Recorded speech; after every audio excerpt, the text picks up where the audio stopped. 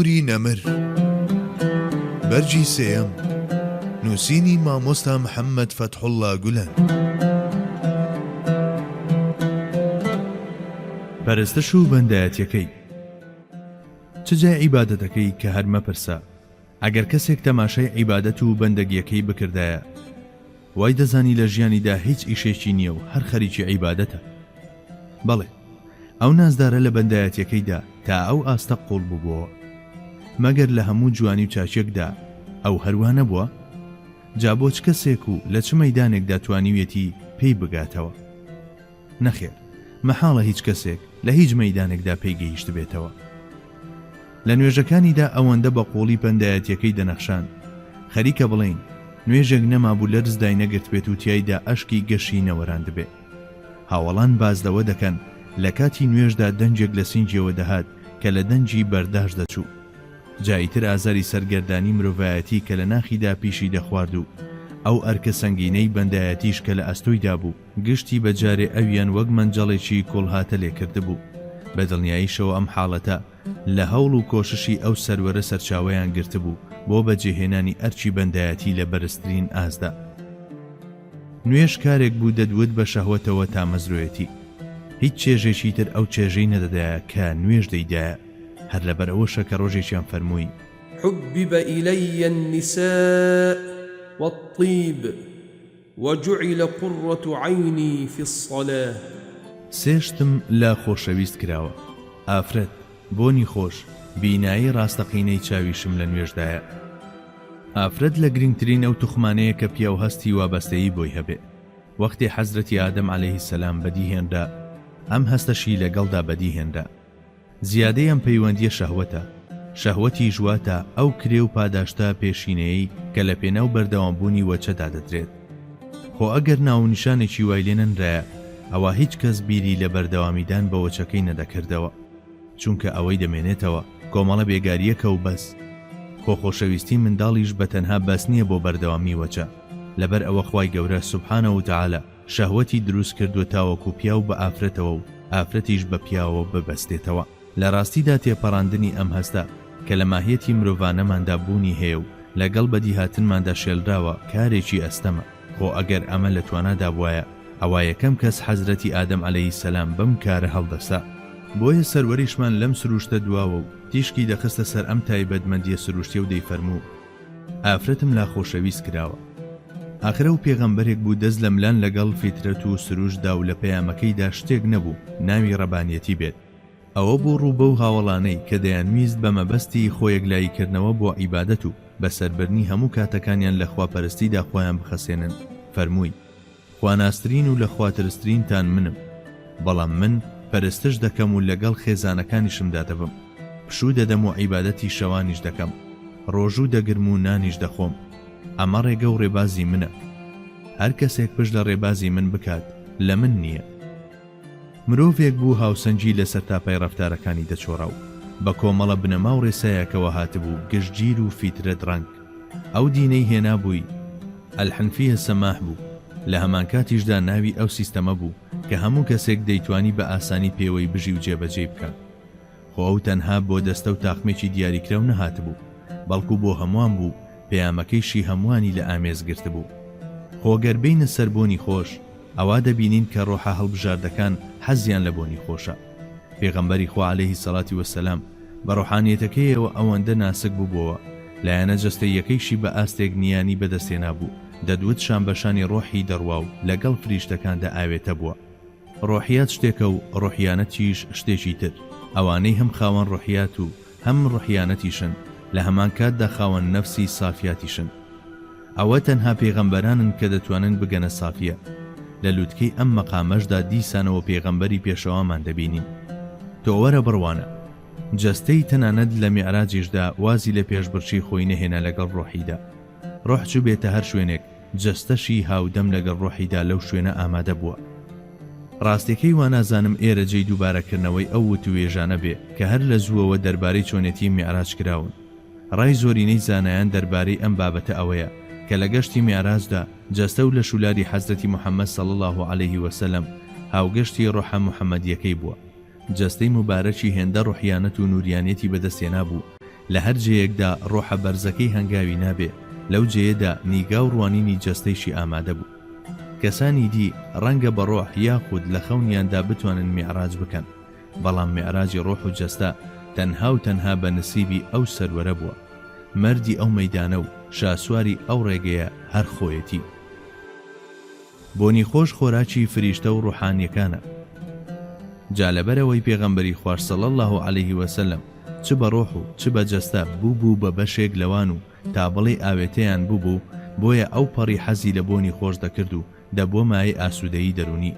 جاییدی وەختێ پێغەمبەری خوا دەفەرمێت ئافرەت و بۆنی خۆشم لا خۆشەویست کراوە لە ڕێگەی ئەم ڕووگەیە خەرەوە بە جارێک پێداویستەکانی ڕۆح و جەستەی ڕاگەیاندووە و کۆمەڵە لایەنێکی تایبەتی خۆیشی باس کردووە. بەڵام ئەوەندە هەیە کە ئەم دوو بابەتە بابەتێکی سروشتی و فیترین و لە داخوازیەکانی مرۆڤ بوونن، بۆیە ئاساییە کەسانی دیژ لەم بابەتەدا هاوبەشی پێغەمبەری خوا بکەن. بەواتایەکی دی خۆشویستنی ئافرەت و بۆنی خۆش شتانێک نین تەنها تایبەت بن بە پێغەمبەری خواوە صلی الله علیه وسلم، چونکە ئەمانە لە ڕێی ئەو هەستانەوە کە خوای گەورە لە فیترەتی مرۆڤدا جێگیری کردوون خۆش ویستراون و ئارەزوو دەکرێن، کەم تا زۆریش لە هەموو شتێکدا بوونیان هەیە. وەختێکیش دێینە سەر سێمین لایەن، ئیتر ئەمە ئەو شوێنەیە کە پێویستە هەڵوێستەیەکی لە ئازدا بکەین، چونکە پێغەمبەری خوا صلی الله علیه وسلم دەفەرموێت نوێژیش بینایی دیدە و یاری خۆشەویست و شەهوەتی منە. کاتێک مژدەی هاتنی یەک لە خۆشەویستترینی کەسەکانمان پێدەدرێت چۆن دڵخۆش دەبین و لە خۆشیدا خەریکە باڵ بگرین. هەر بەو شێوەیە کاتێک پێغەمبەری خوا دەستی دەکرد بە نوێژ هەستی بە چێژ و خۆشیەک دەکرد کە بە سەدەها قاتی ئەو خۆشیە بوو کە ئێمە هەستی پێ دەکەین. ئەها گەرماوەیەکی زۆر لە کچە نازدارەکە فاتیمە ڕەزای خوای لێبێ دوور بوایە و پاشان هەواڵیان بدایەتێ و بیان وتایە ئەوە فاتیمە دێت. چەندە دڵخۆش دەبوو بە چ شێوەیەک شادومانی دەیگرتەوە. دەی بە بیستنی ئەو دەنگەش کە هەواڵی هاتنی کاتی نوێژ دەدرا زۆر لەوە زیاتر دڵخۆش دەبوو، زۆر لەوە زیاتری شادومانی دەیگرتەوە. ئاخر چونکە نوێژ خۆشەویست و ئەویندار و دڵخوازەکەی بوو.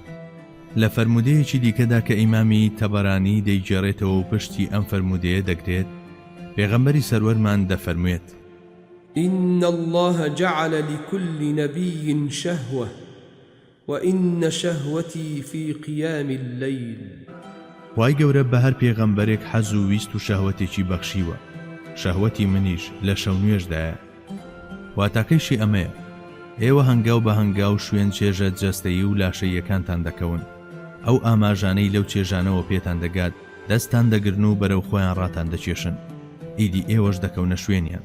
بەڵام من هەرکە گوێم لە دەنجی هەستە وەختی نوێژی ئەو ئامۆژگاریە دەبێت کە بە ویژدان ناسراوە، ئاماژەی ئەم دەنگە بە جۆرێک دەمخاتە دوی خۆی و بە چەشنێک دڵبردوم دەکات کە ئیدی بەبێ نوێژ نامکرێت. ئەو ساتانەش کە شەو نوێژ ناکەم و ناتوانم شەوان هەستم، ناخۆشترین سات و خولەکەکانی ژیان من، پڕچێشترین و شادومانترین ساتەکانیشم ئەو ساتانن کە لە نوێژدام. بەندایەتی و پەیوەستبوونی پێغەمبەری خوا بە حەق تەعالاوە و شایەتی و دانانی بە یەکتایی و خوایەتی خواوەندە ئەوەندە قوڵ بوو تا ئێستاش زۆر کەس دەسەوەسانن لە پێی پێبردنیدا. ئەو فەرمودەی سەرەوەش ئاشکراترین نمونەی ئەمەیە.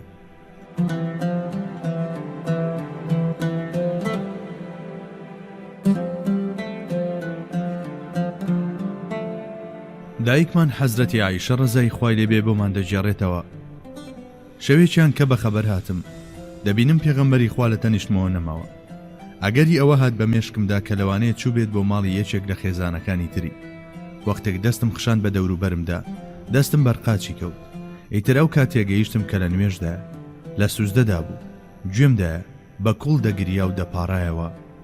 اللهم إني أعوذ بك برضاك من سخطك وبمعافاتك من عقوبتك وأعوذ بك منك لا أحصي ثناء عليك أنت كما أثنيت على نفسك عز جارك وجل ثناؤك ولا يهزم جندك ولا يخلف وعدك ولا إله غيرك. خدا بەنادەگرم بە ڕەزامەندیت لە خەشم و تووڕەییت، بە لێبوردەیت لە سزا و تۆڵەت. پەروەردیگارە بە کەسی ترنا بەڵکە هەر بە خۆت پەنادەگرم لە خۆت، پەنادەگرم بە جەماڵت لە جەلالت، بە میهرەبانیت لە تووڕەییت، بە شەفەقەت و بە زەید لە گەورەی و شکۆداریت. دان دەنێم بە دەستەوەسانم لە سانا و ستایشتدا بەو ئەندازەیەی کە خۆت ستایشی ذاتی خۆت دەکەیت. هاوسەیەتی و نزیکیت سەربەرزیە، هەر کەس هاوسێ و هاودەمت بێ سەربەرز بووە. سەنا و ستایشی تۆ بەرز و شکۆمەندە، سوپاکەشت هەرگیز نابەزێنرێت، لەو بەڵێنەی داوتە هەرگیز ناگەڕیتەوە. هیچ خواوەند و پەرستراوێکیش نییە جگە لە تۆ. بەڵێ، هۆگری و بەرەو پیرچوونی بۆ نوێش دەدوێت هۆگریەکی شەهوەتیانەیە. ئێستاش باگوێ بۆ ئەبوذەر ڕەزای خوای لێبێ بگرین بزانین چیمان بۆ دەجێڕێتەوە. شەوێکیان پێغەمبەری خوا هەتا بەرەبەیان نوێژی کردو، ئەو ئاەتانەی خوێند کە دوعایان تێدایە. بەکوڵ ئاەتەکانی دووبارە دەکردەوە و نوێژەکەی کرد بۆ مۆزایکێک لە خشوع و خضوع و ملکەچی. کۆمەڵە دوعایەکی دوور و درێژ و هەمە چەشن هەن کە پێغەمبەری خوا عەلەیهی سەڵاتی وەسەلام لە نوێژە سونەتەکاندا و سوزدە و ڕوکوع و قیامدا خوێندوونی. ئەو شەوە هەتا بەرەبەیان ئەم ئاەتەی خوێند و فرمێسک لە چاوانی ڕژا. إن تعذبهم فإنهم عبادك وإن تغفر لهم فإنك أنت العزيز الحكيم. ئیتر وەک دەبینن بە هیچ جۆرێک لە نوێژ تێر نەدەبوو، هەرگیز نەدەگەیشتە پلەی تێربوون. ئێستاش با بچینە خزمەت ئیبن مەسعود ڕەزای خوای لێبێ و شەربەتی جێرانەوەکانی بنووشین.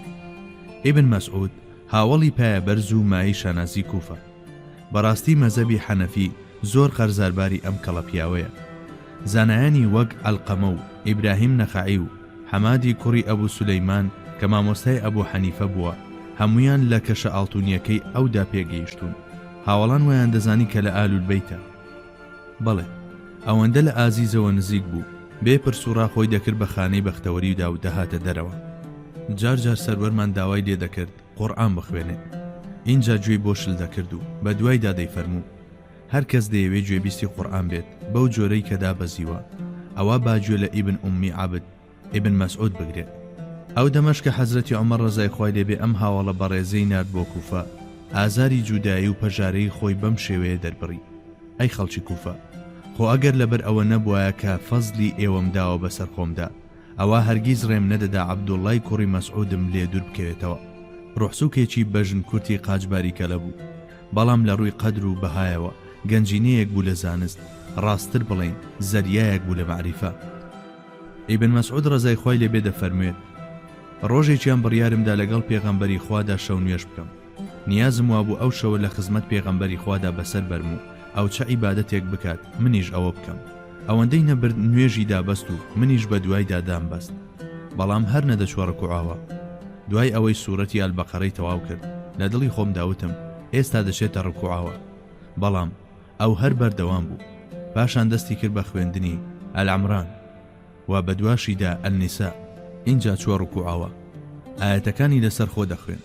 ئەگەر ئاەتێکی بخوێندایە و تەسبیحی تێدا بووایە سوبحانەڵڵای دەکرد، ئەگەر داوایەکی تێدا بووایە دوعای دەکرد و دەپاڕایەوە، ئەگەر پەناگرتنێکی تێدا بووایە پەنای بەخوای گەورە دەکرد. لە کاتی نوێشکردندا ئەوەندە ماندوو بووم تەنانەت ماوەیەک بیری خراپات بە مێشکمدا. داخۆ دەبێ ئەو بیرە خراپە چی بوو بێت.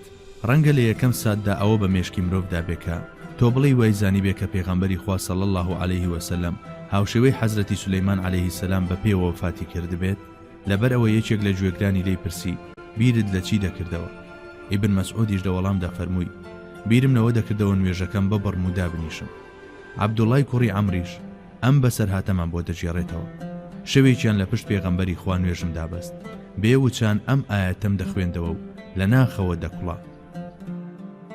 رب إنهن أضللن كثيرا من الناس فمن تبعني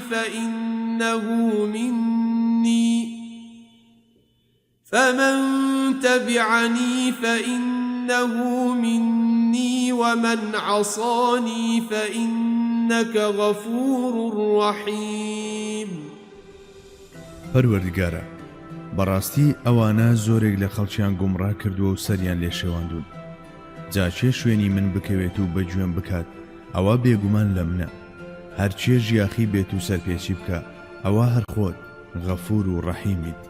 هەروەها جارێکی تریشیان لە یەکێک لەو ڕۆژانەی کە هەر ئاوەها خەمبار بوو بە بێوەستان هەردەگریا، حەزرەتی جوبرائیل هات و سەلامی خوای گەورەی پێگەیاند و وتی: خوای گەورە دەپرسێ داخۆ حەبیبوڵڵا بۆچی دەگری؟ خوای گەورە زانای پەنهان و نادیارەکانە و هەر خۆی عەلام الغیوبە، زانستەکەی دەوران دەوری هەموو شتێکی داوە و شتێک نییە نەیگرت بێتەوە. جا بۆ لە توانای چێدایە لە دەوری زانست و توانست و ویستی ئەو زاتەدا بێت؟ بەڵام دەپرسێ جا ئیتر مەبەست لەم پرسیارکردنە چ ئیش هات، واتە بە شاهێدی گرتن بێ یان چ ڕاگەیاندنی ناوازەی و نایابی حەبیبوڵڵا بێ، هیچ جیاوازیەکی نییە.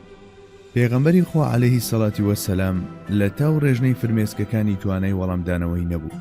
لە نێو لێوانیەوە تەنها ئەم وشەیەی توانی بێتە دەر: ئوممەتەکەم. دەرد و خەمەکەی ئاشکرا بوو. ئوممەتەکەی. جوبرائیل وەک بڵێ حاڵەتەکەی وەک خۆی یاداشت کردبێ ڕۆیشت و وەڵامەکەی برد. پاشەمە خوای باڵا دەست بۆ جاری دووەم بە سەلامێکی ترەوە ناردیەوە و بەم وتانە دڵی خۆشەویستەکەی دایەوە: اذهب إلى محمد فقل له إنا سنرضيك في أمتك ولا نسوءك. بڕۆ بۆ لای خۆشەویستەکەم، سەلامی پێ بگەێنە و پێی بڵێ بە دڵنیاییەوە دەرحەق بە ئوممەتەکەت ڕازی دەکەین و هەرگیز ناهێڵین لە خەم و پەژارەدا بیت. ئەو نازدارە هەموو تەمەنی بە بەندایەتی و پەرستش بەسەر برد. نوێژ خۆشەویستترین دڵخوازترینی ئەو بوو. شەو و ڕۆژ نوێژی کرد و هەرواش ژیە. ئەی مەگەر هەر ئەو نەبوو فەرموو بووی مرۆڤ چۆن بژی ئاواش دەمرێت؟ جاییتر وە کەرفانیەکی تر ئەویش دەبوو بمرێت، بەڵام ئەو بە نوێژەوە ژیا بوو، بۆیە هەر بە نوێژیشەوە ماڵ ئاوایی لە دنیا دەکرد. ئیدی کۆتا ڕۆژەکانی تەمەنی بوو، ئەوەندە هێزی تیا نەبوو چاوەکانیشی بکاتەوە. کاتێک سەتڵێک ئاوی ساردیان دەکرد بەسەری مبارەکیدا، چاوەکانی دەکردەوە و خۆگەر توانای گۆکردنی تەنها وشەیەکیشی هەبوایە ئەوە ئەو وزەی لە تەنها شتێکدا بەکاردەهێنا و دەیپرسی: هاوڵان نوێژیان کرد؟ کەچی بەکاربردنی ئەم تۆزە وزەیەش، ئەم تۆزە توانایەش بەس بوو بۆ ئەوەی هێزی لەبەر ببڕێت و دووبارە لە هۆشخۆی بخاتەوە. جا وەختێک بە ئاوە ساردەکە دەهاتەوە هۆشخۆی، ئەو پرسیارەی دەکردەوە هەر هەمان پرسیار بوو: هاوڵان نوێژیان کرد؟ نەخێر نەیان کردبوو. جەماعەتەکەی چەندین سەعات بوو چاوەڕێی ئەو بوون. چاوەکان هەر لە دەرگای ئەویان دەڕوانی، داخۆ دەبێ کەی بێ پەردە لا بدرێت و سەر لە نوێ خۆر لە مزگەوت هەڵبێتەوە. بەڵێ هەموو خۆیان بۆ ئەو ساتە دانابوو. زۆرێکیان هەستیان بەوە کردبوو کە ئەو خۆرە لە ئاوابووندایە، بەڵام بە هیچ جۆرێک نەیان دەویست باوەڕ بەوە بهێنن. کاتێک پێغەمبەری خوا زانی کە ئیتر توانای پێشنوێژیکردنی نەماوە فەرمووی بە ئەبوبەکر بڵێن با ئەو پێشنوێژی بکات.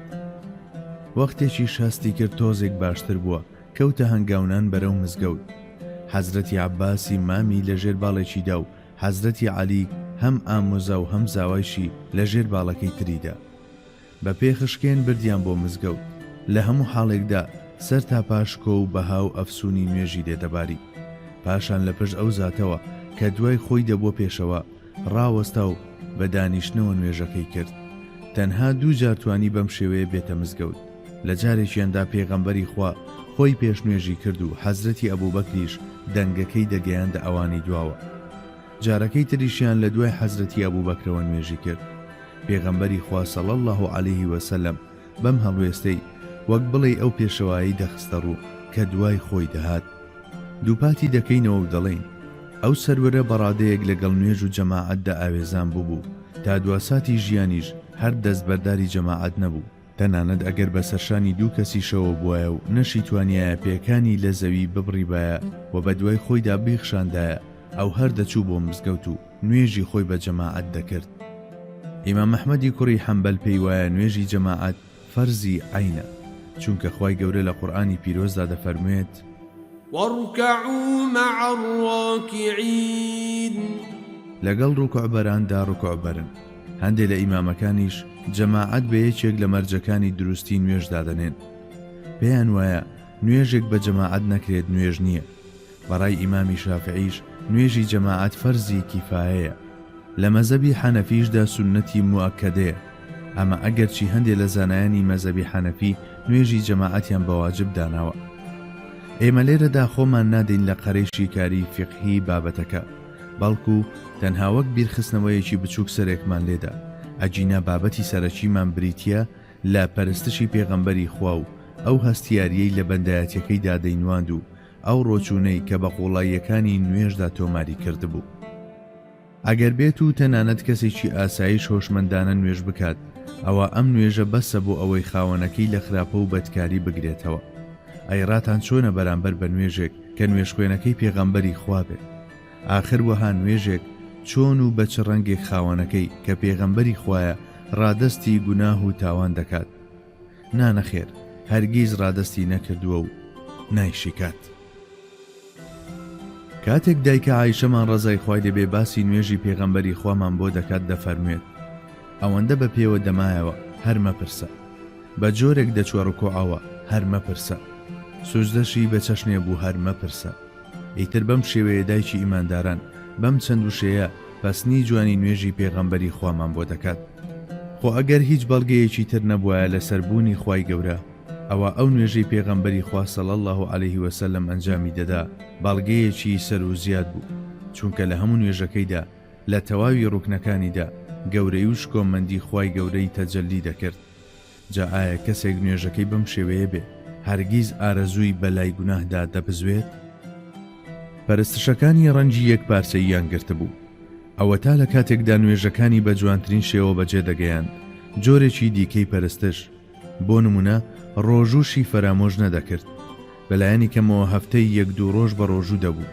تەنانەت جاری وا هەبوو ئەوەندە بۆ ماوەیەکی دوور و درێژ بە ڕۆژوو دەبوو، وا دەزانرا کە هەرگیز ڕۆژۆکەی ناشکێنێت و بەربانگ ناکاتەوە.